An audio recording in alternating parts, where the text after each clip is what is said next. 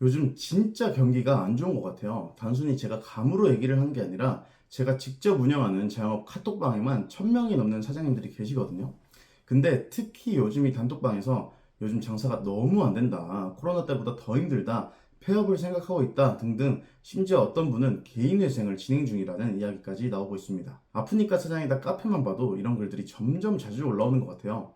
대충 찾아본 글만 이 정도고, 정말 소름 돋는 거는 이게 전부 영상 촬영 기준 오늘 하루 동안에 쓰여진 글들이라는 거예요. 정말 요즘 다들 힘든 시기를 겪고 있는 것 같습니다. 그런데 이런 불경기에도 저희 동네 명륜진사갈비는 사람이 바글바글 합니다.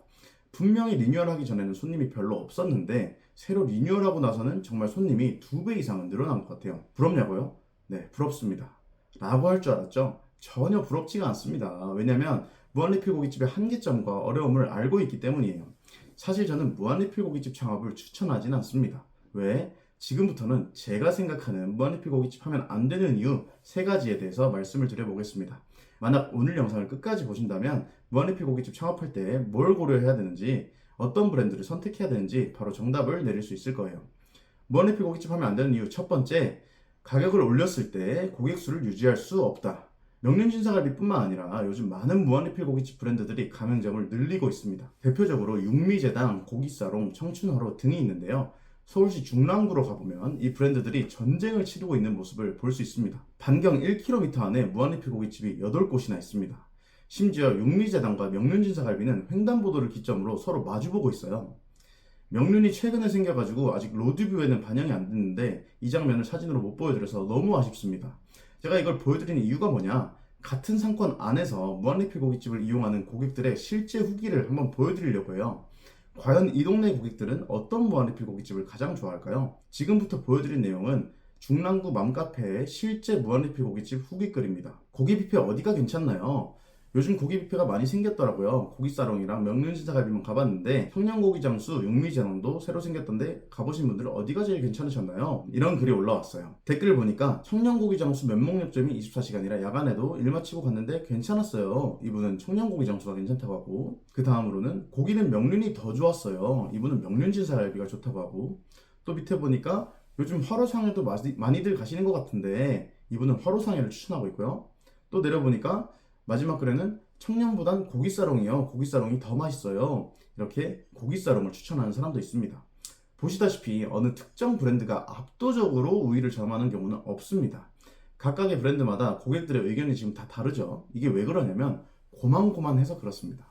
만약 이렇게 경쟁이 치열한 동네에서 무한리필 고깃집 하나가 딱 없어진다고 했을 때 아쉬워할 고객이 얼마나 될까요? 가던 곳이 문을 닫으면 조금 불편하긴 하겠지만 큰 아쉬움 없이 바로 건너편 가게를 이용할 확률이 매우 높습니다. 이게 무슨 얘기냐면 충성 고객이 없다는 이야기예요. 지금처럼 무한리필 고깃집 브랜드가 많이 생겨난 이상 충성 고객을 만들기가 앞으로 점점 어려워질 겁니다. 충성 고객이 없으면 뭐 어때서 장사만 잘 되면 되는 거 아니야? 라고 생각을 할 수도 있는데요. 맞습니다. 장사만 잘 되면 뭐 장땡이죠. 근데 지금은 잘 될 수 있지만 1년 후, 2년 후를 보면 이야기가 달라집니다. 충성 고객이 없다는 이야기는 반대로 얘기하면 가격을 올릴 수 없다는 이야기예요. 바로 길 건너편에서 나랑 비슷한 가격으로 무한리필 고깃집을 운영하고 있는데 원재료가 오른다고 해서 우리 가게 가격을 2,000원 바로 올릴 수 있을까요? 쉽지 않을 겁니다. 충성 고객이 없는 상태에서 경쟁사보다 먼저 가격을 올린다는 거는 고객들에게 우리 가격 올렸으니까 길 건너 무한리필집 한번 이용해보세요 라고 얘기하는 거랑 똑같습니다. 다른 브랜드를 경험할 기회를 제공하는 것과 마찬가지라는 거죠. 치명적인 고객 이탈이 나올 수 있는 상황이 생기는 거예요. 즉 지금은 누구 하나 쉽게 가격을 올릴 수 없는 상황까지 왔다는 이야기입니다. 시간이 지나서 원자재 가격이 올라가면 제발 누구라도 먼저 가격 좀 올려라 하고 눈치 게임 하는 시기가 올 겁니다. 이미 시작됐을 수도 있고요. 우리 동네는 무한리필 고깃집이 명륜지사밖에 없는데 경쟁업체만 없으면 가격 올려도 되는 거 아니야? 라고 생각하시는 분들이 있을 텐데요. 만약에 동네에 무한리필 고깃집 경쟁업체가 없다면 오히려 다행입니다. 그런 상권은 오히려 가격을 올려도 어느 정도 고객 수가 유지될 수도 있어요. 하지만 경쟁업체가 없어도 가격을 올리기 힘든 이유가 있습니다. 경쟁업체가 없어도 왜 가격을 올리기 힘드냐? 애초에 무한리필 고깃집은 맛이 아니라 가격을 무기로 삼고 있기 때문입니다. 간판부터 무한리필이라는 키워드를 걸고 고객들의 구매 욕구를 자극하고 있어요. 고객의 입장에서 무한리필은 어떤 의미로 받아들여질까요? 여러분은 무한리필 서비스를 왜 이용하시나요? 아주 오래전부터 소비자들에게 무한리필이라는 키워드는 가격이 싸다, 가성비가 좋다 라는 인식이 형성되어 왔습니다. 그래서 만약 주변에 경쟁업체가 없어도 손님들 머릿속에 인식된 가격과 경쟁해야 하는 게 바로 무한리필 고깃집의 숙명이에요. 손님들이 무한리필 고깃집을 이용하는 근본적인 욕구는 바로 가성비입니다. 그래서 무한리필 고깃집은 가격을 선도할 수는 없어요. 무슨 말이냐면 내가 가격을 먼저 올릴 수가 없다는 이야기예요. 내가 아니면 누가 가격을 올려? 라는 생각이 드실 수도 있는데요. 무한리필 고깃집은 고객들이 가격을 올려주는 거예요. 고객들 머릿속에 인식된 가성비라는 추상적인 가격 구간이 한 차례 올라가야 무한리필 고깃집의 가격을 올릴 수 있습니다. 그 전에 가격을 올린다면 어떻게 될까요? 다른 무한리필 고깃집의 손님을 빼앗기게 되겠죠. 쉽게 얘기하면 고객들이 물가 상승에 적응을 한 다음에야 가격을 올릴 수 있다는 이야기입니다. 그럼 그동안 물가 상승은 어떻게 해야 될까요? 본사와 점주가 온몸으로 견뎌내야 되겠죠.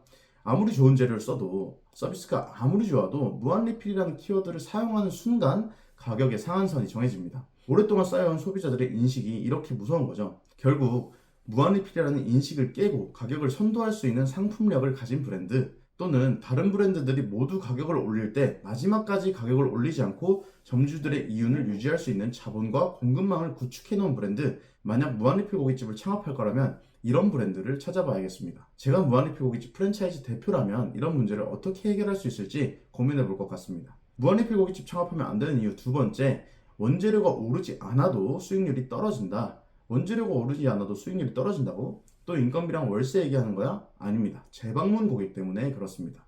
재방문 고객이 많으면 좋은 거 아니야? 장사는 단골 쌓기 게임이라며? 네, 맞습니다. 장사의 핵심은 재방문을 쌓아가는 거죠. 그런데 무한리필 단골 고객들은 특징이 있습니다. 바로 많이 먹는다라는 것인데요. 혹시 지금 이 글을 보시는 분 중에 먹는 양이 보통인데도 무한리필 고깃집을 자주 가시는 분이 있나요? 아마 거의 없을 겁니다. 평범한 양을 먹는 사람들은 무한리필 고깃집을 가나 일반 식당을 가나 먹는 양도 비슷하고 가격도 비슷하게 나옵니다. 이런 사람들은 무한리필 고깃집을 굳이 찾아서 가진 않아요. 오픈했을 때 한 번 정도 가는 게 전부입니다. 그래서 무한리필 고깃집은 오픈할 때 이익률이 높은 편입니다. 조금 먹는 사람도 오고 많이 먹는 사람도 오기 때문인데요. 그런데 시간이 지날수록 재방문 고객은 쌓여가는데 무한리필 고깃집 재방문하는 사람들은 대체적으로 많이 먹는 사람들이라고 했잖아요. 가뜩이나 물가가 조금씩 상승하는데 쌓여가는 고객들은 더 많은 양을 먹는 사람들이 오게 되니까 마진이 점점 줄어들게 됩니다.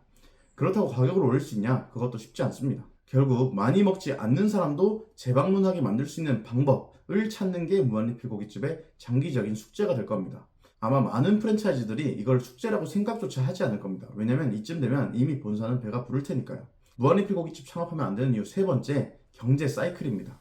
고깃집 이야기하다가 무슨 경제 사이클이냐? 라고 하실 수도 있을 텐데 마지막 세 번째라서 조금 더 중요하고 어려운 얘기를 담았습니다. 코로나 시기만 해도 유튜브를 켜면 오마카세나 호텔 뷔페 후기 이런 영상들이 알고리즘에 많이 떴는데요. 요즘은 무한리필 고깃집이나 가성비 맛집 이런 식당들이 알고리즘에 나타나기 시작했어요. 확실히 경제 상황에 따라서 사람들의 수요는 변하는구나 라는 생각을 할 수 있는데요. 불황의 장사가 더 잘 되는 무한리필 고깃집, 지금이야 뭐 장사도 잘 되고 그렇지만 영원한 호황도 없듯이 영원한 불황도 없습니다. 무한리필 고깃집 중에 노포라고 부를 만한 식당이 있나요? 아마 거의 없을 겁니다. 몇 년 전에는 엉터리 생고기라는 무한리필 고깃집이 한창 유행했었죠. 지금 엉터리 생고기 가시는 분들 얼마나 계시나요? 그 당시에는 정말 폭발적인 인기를 얻었지만 지금은 점점 잊혀져가는 브랜드가 되었습니다. 이 사례가 보여주듯이 무한리필 고깃집은 경제 사이클의 영향을 많이 받기 때문에 오래 장사하기가 쉽지 않습니다. 오래 장사하는 게 몇 년인데 제가 생각하는 올해의 기준은 최소 10년입니다. 우리는 장사를 하다 보면 결국 감가상각비와 싸워야 합니다. 돈은 번 것 같은데 이거 고치고 저거 바꾸고 뭐 세금 내고 하면 결국 남는 게 얼마 안 되는 경험을 해본 분들이 많이 있으실 거예요. 그래서 감가상각비를 해지하기 위해서 뭘 하나요? 자산을 매입합니다. 매입한 자산을 유지하려면 꾸준한 현금 흐름이 반드시 있어야겠죠. 그 기간을 최소 10년이라고 보는 겁니다. 내가 좋은 자산을 샀다면 아무리 고점에 샀다고 해도 10년이라는 세월을 버티면 대부분 전고점을 넘기기 때문입니다. 왜 굳이 10년까지 장사해야 돼? 한 5년만 하고 매각하면 되잖아 라고 생각을 하실 수도 있는데요. 맞습니다. 만약 그렇게 할 수 있다면 저도 그렇게 하고 싶어요. 하지만 5년 뒤에 무한리필 고깃집의 수익률은 앞서 말했던 여러 가지 이유로 떨어질 것이고 수익률이 낮아진다면 매각한다고 해도 좋은 권리금을 받기 힘들 것입니다. 지금처럼 장사가 잘 될 때 매각하는 사람은 돈을 벌지도 모르겠네요. 그래서 저는 무한리필 고깃집이 고수들의 영역이라고 생각을 합니다. 어쩌면 대부분의 프랜차이즈가 그럴지도 모릅니다. 초심자들은 업종을 보죠. 고수들은 시기와 시장을 봅니다. 적절한 시기에 적절한 시장 규모를 보고 창업을 한 뒤에 욕심부리지 않고 매각하는 똑똑한 고수들이 정말로 있다는 거예요. 제가 봤을 때 저는 그 정도로 똑똑한 사람은 아닌 것 같습니다. 그래서 저는 무한리필 고깃집을 안 할 것 같아요. 내가 초보 사장이라도 운이 좋다면 좋은 가격을 받고 매각을 할 수도 있습니다. 그런데 매각을 한 다음에 그 다음 사업이 반드시 성공한다는 보장이 있나요? 없습니다. 그리고 매각을 한다면 일시적으로 현금 흐름이 멈추겠죠. 현금 흐름이 없다는 부담이 있기 때문에 레버리지를 일으켜서 자산을 매입하기도 애매해지는 상황이 되는 겁니다. 핵심은 좋은 자산을 매입했다면 인플레이션을 초과하는 자산 상승이 올 때까지 잘 지키면 된다는 겁니다. 그 기간을 잘 버티기 위해서 한 번에 많이 벌기보다 꾸준히 오래 버는 게 더 중요하다는 이야기를 드리는 겁니다. 그 기간을 보수적으로 10년으로 잡는 것이고요. 무한리필 고깃집 중에서 10년 이상 수익 구조를 만들어 온 모델은 아직까지 거의 찾기가 어렵습니다. 이게 교촌치킨, BBQ, 베스킨라빈스와 무한리필 고깃집의 가장 큰 차이점이라고 생각을 합니다. 결국 경기 호황에도 기존 고객들이 재방문할 수 있는 컨텐츠가 있는가? 그리고 애초에 본사가 10년 이상 장사할 수 있는 로드맵을 가지고 있는가? 이 질문에 대한 대답을 할 수 있는 브랜드만이 다음 사이클에도 여전히 사랑받는 브랜드가 될 거라고 생각을 합니다. 우리는 돈을 오래 벌어야 되는데 무한리필 고깃집은 돈을 오래 벌기에는 몇 가지 한계점이 보입니다. 내가 장사의 고수라면 얘기가 달라지겠지만요. 정리해보자면 무한리필 고깃집은 첫 번째, 가격을 올렸을 때 고객 수를 유지하기가 힘들다. 두 번째, 원재료가 오르지 않아도 재방문 고객의 특성 때문에 수익률이 점점 떨어진다. 세 번째, 경제 사이클에 영향을 많이 받는다. 세 가지로 요약을 할 수 있겠습니다. 한 번 창업하는데 최소 3억 이상 들어가는 무한리필 고깃집. 만약 창업을 고려하고 계시다면 이 세 가지 질문에 스스로 대답을 해보시면 도움이 될 것 같습니다. 네, 여기까지 영상을 보신 분들이라면 정말 자영업에 진심이라는 생각이 듭니다. 좋지 않은 경기에도 열심히 장사하시고 공부하시는 사장님들께 진심으로 응원의 말씀을 드리고 싶습니다. 만약 오늘 영상에 공감을 하셨고 자영업에 대한 공부를 꾸준히 하는 분이시라면 잘 파는 사람들 오픈 톡방이 있습니다. 오픈 카톡방에 오셔가지고 소소한 장사 이야기도 나눠주시고 질문도 올려주시면 제가 아는 범위 내에서는 모두 답변 드리도록 하겠습니다. 그럼 오늘 영상도 봐주셔서 감사드리고요. 잘 파는 하루 되세요. 감사합니다.